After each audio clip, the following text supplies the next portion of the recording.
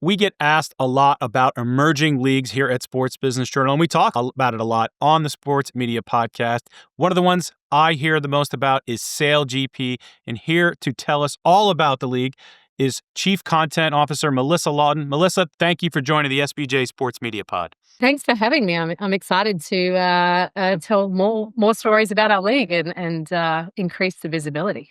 Well, when people kind of ask me what is it, the first thing that kind of comes to mind is Formula One on water. High tech, luxury brands. You go to some of the most well-known locales around the world. But when you are explaining to people what SailGP is, whether it's an elevator pitch or a backyard party, what are you telling them that the sport is? We use exactly those terms. It's racing on water. It's for many, it's motor racing, whether it's NASCAR or Formula One. It's high octane, high adrenaline, fast racing on water in iconic locations around the world. I always like to mention that it's fleet racing. So there's 12 boats on the start line that have to get around that first corner.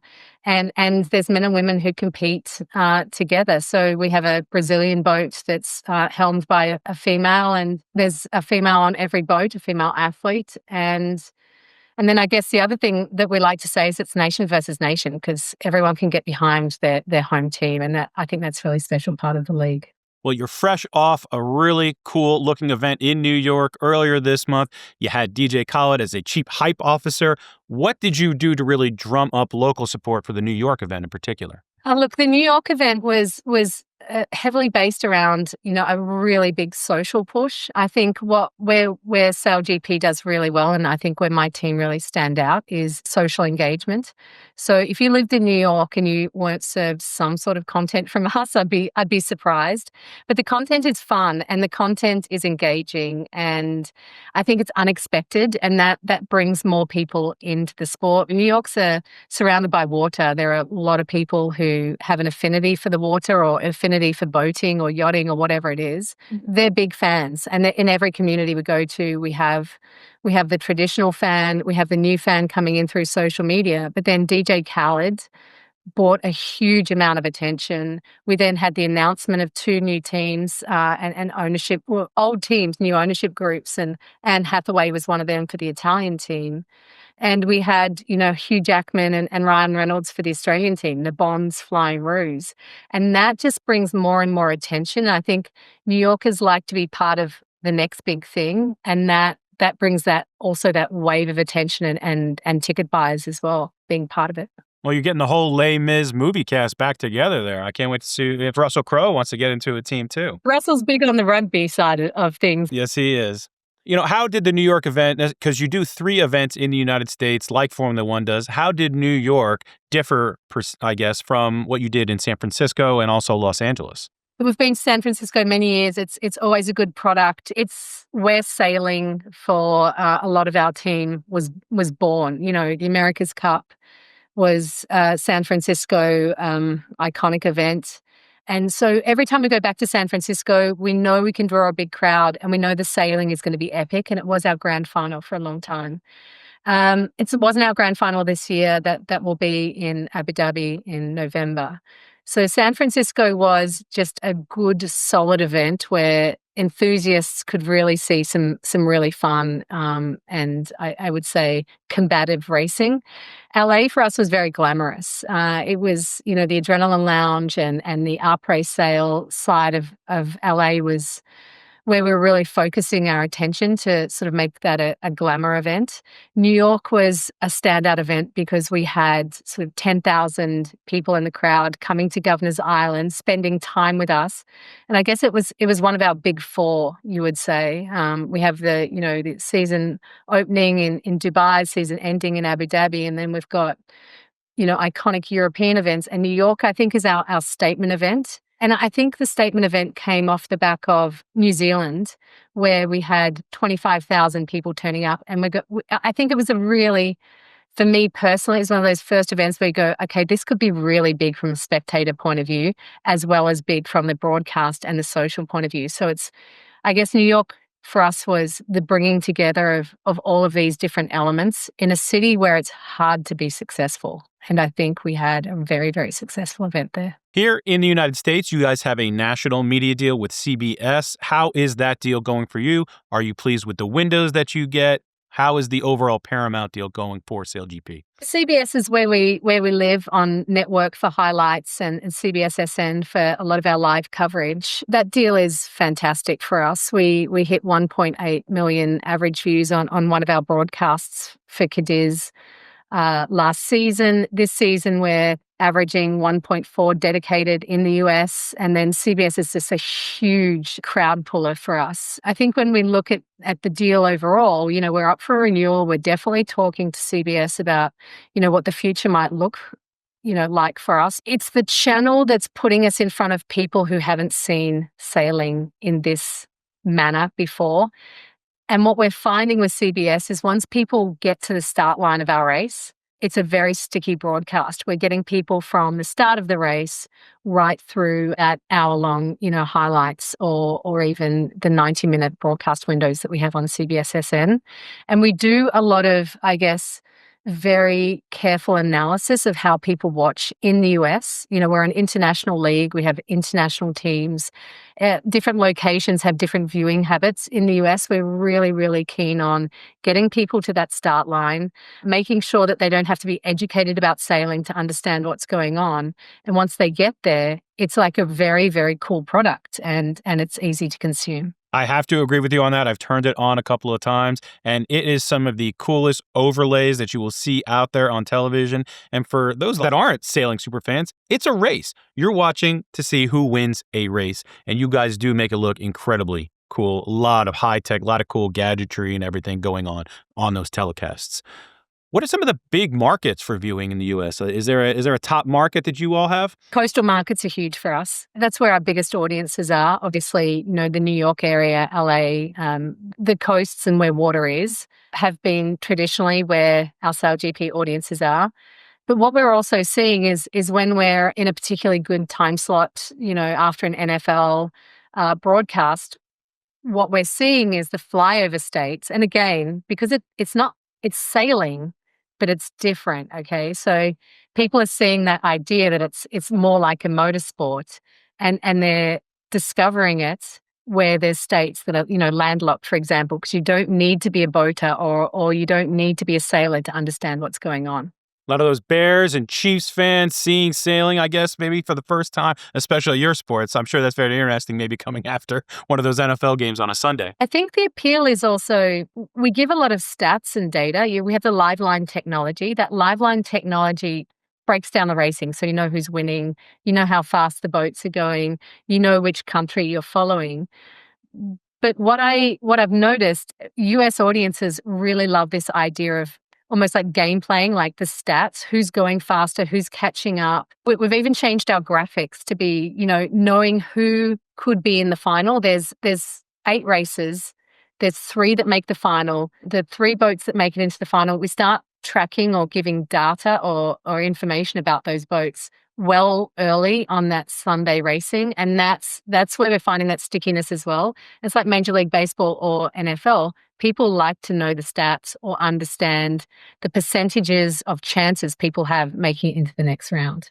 Stepping back from the U.S. market a little bit, what are some of the other big markets, big global media deals that SailGP has inked so far? I think it's surprising to people, but we've really, really hit the mark in Brazil. We had a win from the Brazil team in New York. The Brazil team, like I mentioned before, is helmed by a female athlete. She's outstanding. She's gathering, I would say, quite a national following, and people just seem to really love that story. Germany, ZDF, we got 2 million on a ZDF broadcast. It's a new market for us, Germany, newish team like the Brazilian team. And what I would say is ZDF being a public broadcaster has really exposed us to an entirely new audience. So that's another big one for us. People get surprised by this, but when you think about it, China is a big audience for us. A lot of our sponsors have markets in China that they want to reach. We put a lot of effort into making sure we're on the right channels there. US is, I mentioned a big market, and APAC. I mean, anyone in Australia and New Zealand surrounded by water and not much else. Yep. Sailing is and can be the flavor of the month every time SailGP turns around. So, with huge audiences in New Zealand, we have big broadcast audiences. We also reach record, audiences on YouTube or where we have digital offerings in New Zealand. And then 25,000 people turn up and buy a ticket and watch as well. So we're not even seeing this idea of cannibalization between those factors. It's all just elevating the sport over and over again. And we see that in the US, and we see that every time we go to a home market. Canada is another really, really good example. It's surprising. Canada, we sold out tickets within 6 minutes, and we had a record-breaking audience there. I do think it's, emerging leagues. Sometimes I think we even surprise ourselves with how well the content is received in market, and the more we're successful, the more it's just pushing us to try new things and reach bigger markets. Speaking of you as a league, who do you all maybe see yourselves, or how do you comp yourselves, whether it's another emerging league or an established league? Who do you see as a comparison for maybe SailGP out there? Comparison is motorsport, international motorsports. We can compare ourselves to domestic leagues, and that's fine. And there's some really cool ones. I'm looking at Snow League, seeing what they're doing. It's that is a really interesting one for us. We're looking at X Games as they reinvent themselves. But we're also going, okay, motorsports has got some really interesting learnings for us. Formula E, really interesting learnings on rapid growth and then doubling down. And Formula One, pre-2016, there's a lot of lessons to be learnt there. And then post, 2016, as Drive to Survive hit the markets, creating storytelling and connecting audiences is really important. And we are fundamentally doing more with social media, and we are starting to create longer format content. We just released Uncharted on Paramount Plus. We now start seeing a percentage difference in women who watch SailGP. So it's more 60-40 now, and it was 69-31 last year. So does that open up some opportunities for new brands maybe, because maybe you can sell to maybe a high-end women's fashion brand now that you're getting a different audience out there? Yeah, I mean, the US team has Tommy Hilfiger, and I think that idea of fashion and sailing and après-sail, which is what we call our, on-site offering, I think there's a lot of connectivity there. I think if you're going to take a day out in New York or a day out in LA, you may as well be by the water if it's a wonderful day. You're going to think about what you're wearing. And so, yeah, I would say there is that connectivity, but the really big connectivity for us is we have females in the boat, and they have the same positions as the male in the boat. It's not a lesser role. It is the same position. If you're a female grinder, you are grinding in that position. If you're a driver, you're driving against the males. So I think the female-male thing is reflective of the sport, that sailing is a sport of equity, and we're just pushing that equity forward with having females on the boat in the positions they're in. So we've talked about New York, San Francisco, Los Angeles this season. I believe you've had an event in the past in Chicago. Is there another U.S. market that might make sense for a SailGP event in the future? I would love to go to Miami, but that might be a personal preference. I think, Miami makes a lot of sense to us. We very carefully track who's watching our content in the US, and we have seen an uptick in, I guess, Hispanic audiences or Latinx audiences in the US and around that region. And in fact, the Miami idea was what first connected us with DJ Khaled. So that story started in a very organic way because he loves the water. He's big on, jet skiing. He's always talking, he loves Miami. He loves that entire area. As we talk about, a couple of years ago, we're talking about different areas where we could have a SailGP race and it would be relevant. Miami's obviously one of them, but there's also Rhode Island and, areas in the eastern states that, it makes sense. But anywhere there's water and good wind is great for sailing, and we're not exclusive to areas where traditional sailing happens. We can be anywhere where there's great depth of water, because one of our USPs is you're close to the action. So anywhere that we have the ability to bring fans and the boats as close together as possible is great for sailing. And like I said, when you see the growth in those flyover states or those states, in the middle American states that are landlocked, people aren't just focused on the sailing aspect, but the racing aspect, which gives us huge opportunities. Last question for you, Melissa. From a broader perspective out there in sports media, what is a trend for the back half of 2025 or a storyline that you are paying attention to? I'm really looking at a couple of things. First of all, AI in the media space is interesting. How we use that to create either content or efficiencies within our workplace. How we're using it at the moment is really for development of AI cameras. I don't know how many people are using it in that way, but we have 56 billion points of data that come off these boats through 125 sensors each race day. And that data is very, very powerful, and we can do a lot with it. We're doing sports performance with that data.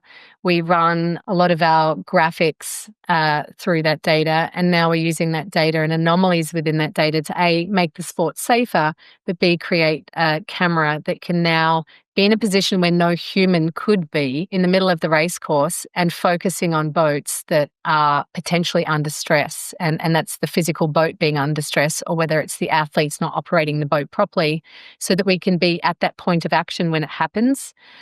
So that's one thing that we're looking at. Is AI is a big topic. From a sports rights perspective, we have renewals coming up, and we're really looking into markets and saying, where is the best place for us to be? Who are the best broadcasters for us to be trying to partner with?